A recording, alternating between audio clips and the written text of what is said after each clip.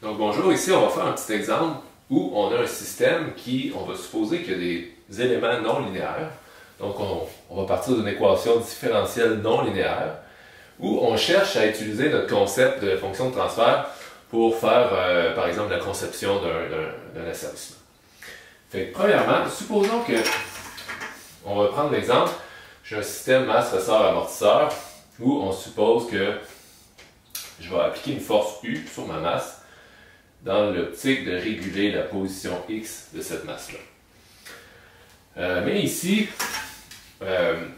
qu'est-ce qu'on va s'attarder? C'est que supposons que, à la base, j'ai un ressort qui est non linéaire. Donc, que mettons la force, on va appeler Fk de mon ressort, qui s'applique ici, c'est K fois X au cube, par exemple.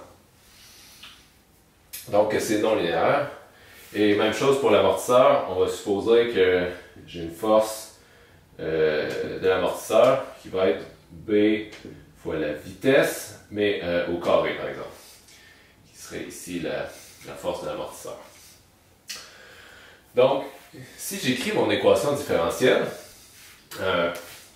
j'aurai la somme des forces égale masse fois accélération, ça ne change pas.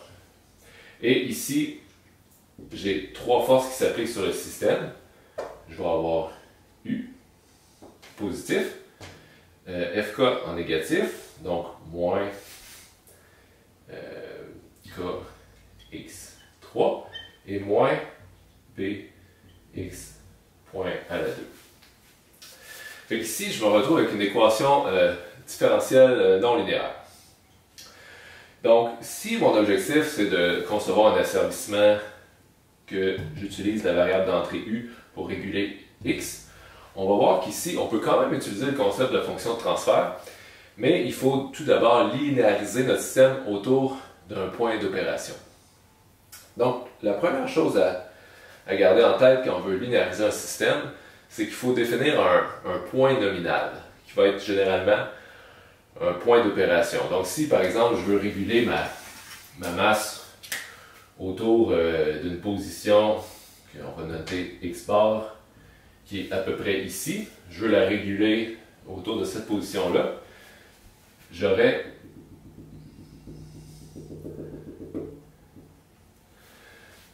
m'intéresser à la dynamique de la masse en variation autour de cette position nominale-là ici. Et autour de cette position nominale-là, on va devoir regarder c'est quoi les forces nominales aussi qui s'appliquent sur ma masse à ce point-là. Et généralement, de façon générale, quand on asservit un système, c'est généralement sur un point à l'équilibre. Donc ici, on va considérer que mon point nominal, c'est j'ai déplacé la masse ici, ma masse ne bouge plus. Donc si ma masse ne bouge plus, on va supposer que mes forces sont à l'équilibre. Et si je n'ai pas de vitesse, je n'ai pas de force d'amortissement. Donc je vais juste avoir un point où la force de ressort va être égale à un point. La force de ressort va être égale à la force que j'applique ici. Donc ça définit un état d'équilibre nominal que je vais utiliser pour faire mon asservissement ici. Et donc si je suis à l'équilibre, donc l'équilibre voudrait dire que je suis à une certaine position X, mon point nominal, je vais avoir 0 vitesse et 0 accélération. Puis, donc si je suis à l'équilibre à ce point-là, je vais nécessairement avoir Fk égale U. Quand je mets la petite barre au-dessus des variables, ça réfère à la valeur nominale au point d'équilibre. Donc, maintenant qu'on a défini comme un point d'équilibre, une condition nominale, on peut faire une expansion de mon équation. Donc faire une série de Taylor, mais d'arrêter à l'ordre 1. Qu'est-ce qu'on va faire ici? C'est que pour tous mes termes, on va séparer mes termes en un terme nominal plus un delta de variation autour de ce terme-là. Donc ici, masse fois accélération, je vais séparer mon accélération entre une accélération nominale plus une variation d'accélération. Fait que ça, je fais juste définir mon accélération, c'est un nominal plus une variation. Je vais faire ça pour toutes mes variables.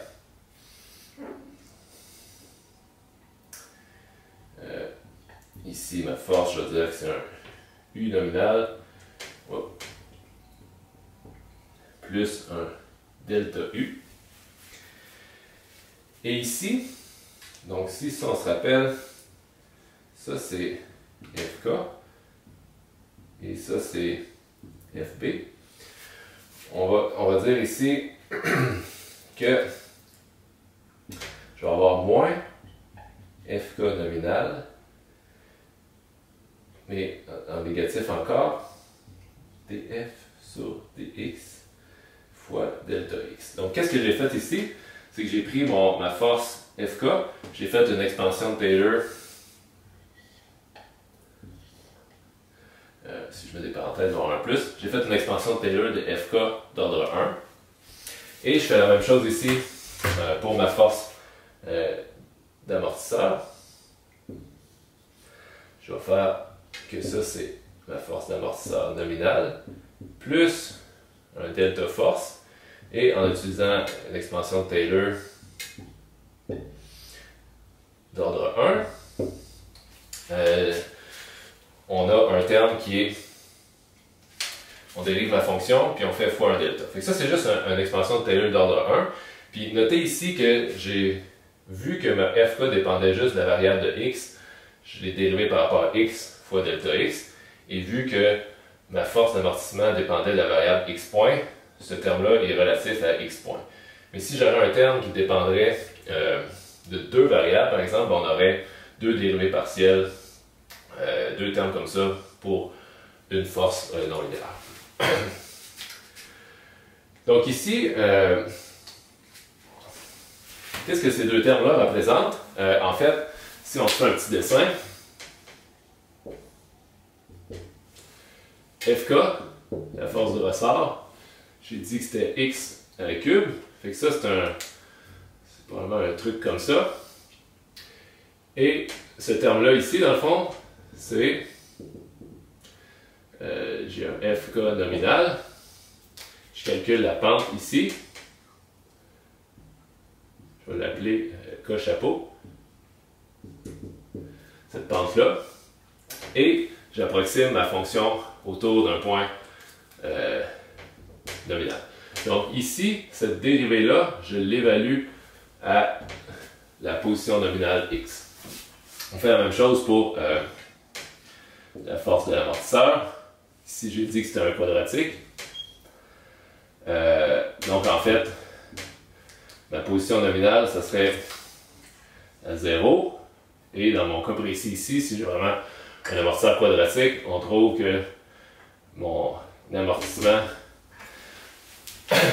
ici, ça serait 0. Puis si on prend la dérivée ici, puis on le fait exactement pour le...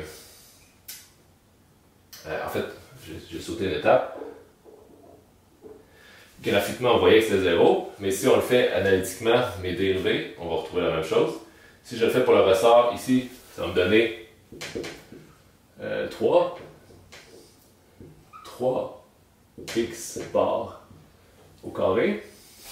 Puis ici, pour l'amortisseur, ça me donnerait 2b x point bar. Et vu que ça c'est 0, la vitesse nominale c'est 0, mon amortissement net est 0 autour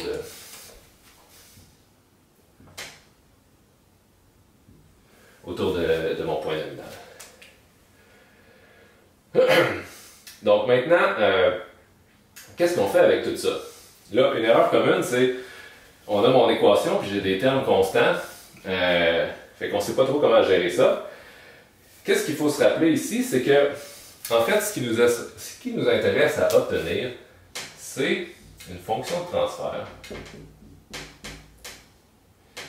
qui ne fait pas directement la relation entre x et u, mais qui va faire une relation entre une variation de u et une variation de x ici.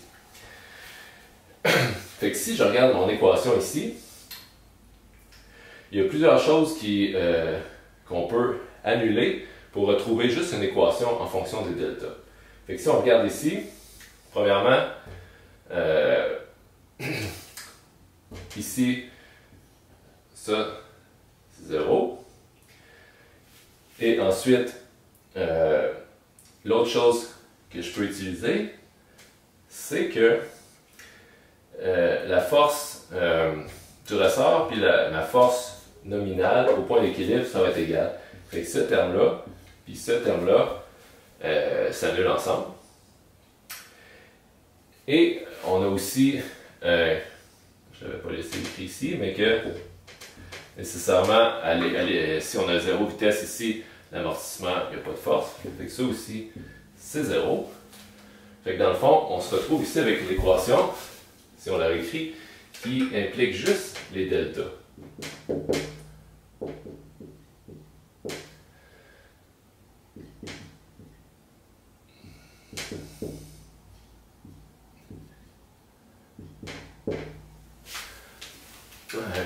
Comme ça ici. Fait en fait, c'est ça qui nous intéresse à travailler avec quand on va faire de la conception de contrôleur. Et à partir de ce point-là, on peut passer aussi dans le domaine de Laplace et il n'y a plus de constante dans mon équation. Donc ici, si je ramène ça dans le domaine de Laplace, on trouve le forme standard où je vais retrouver fonction de transfert x sur u. Si on renvoie... Wow. J'avais une erreur ici, c'est un égal. On va retrouver ici, si j'envoie mes termes avec du x de l'autre côté, la forme standard d'un masse ressort amortisseur.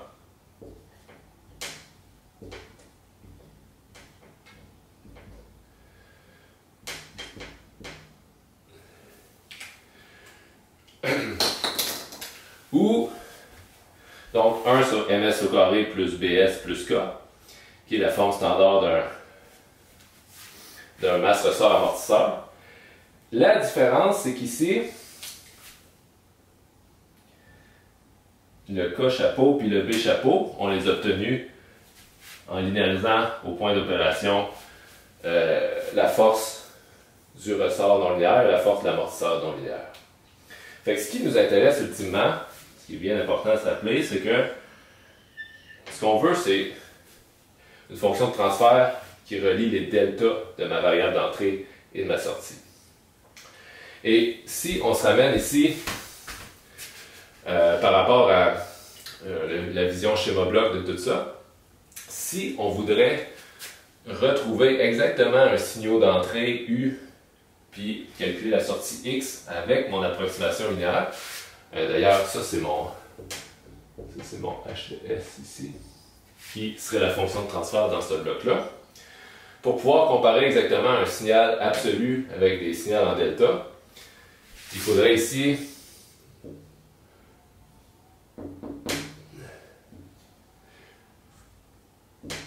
qu'on soustrait une valeur nominale, puis à la fin, qu'on rajoute une valeur nominale à la sortie pour utiliser dans le fond une fonction de transfert qui fait juste calculer un delta par rapport à un delta. Fait que, normalement, quand on va travailler avec la fonction de transfert pour concevoir un contrôleur, on n'a pas vraiment de se soucier des valeurs absolues, on va travailler juste dans ce monde-là, ce qui est en bleu ici. Mais c'est vraiment important de se rappeler que si je veux comparer une simulation qui inclut des effets non linéaires, puis que j'ai un point d'opération nominale qui n'est pas à 0, 0, 0, ben je vais avoir une translation de mes coordonnées d'entrée et de sortie à faire pour pouvoir comparer mes deux signaux. Donc ici, si on fait un petit récapitulatif, si j'ai un système que j'ai des éléments non linéaires, donc à la base, une équation différentielle non linéaire, on peut faire une expansion de Taylor pour obtenir des termes linéaires d'ordre 1 et des constantes. les constantes sont reliées à un point d'équilibre nominal que je peux enlever de mon équation pour juste avoir une équation qui représente comment une variation de force influence une variation de position, dans ce cas-ci, autour de mon équilibre. Donc, on a une équation différentielle qui est rendue linéaire ici par rapport au delta variable de mon système. Et ensuite, on peut transférer ça dans le domaine de Laplace et utiliser le concept de fonction de transfert comme si on aurait eu un système linéaire pour débuter le problème.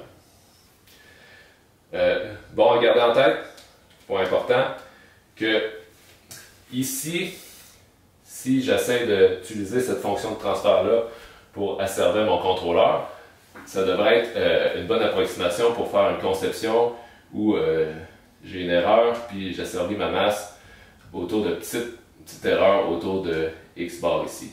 Mais si j'aurais des mouvements de grande amplitude, probablement que là, ça peut être un problème. Mon approximation linéaire, elle ne représente pas le comportement sur une grande amplitude. C'est juste une bonne approximation autour de delta de la position nominale.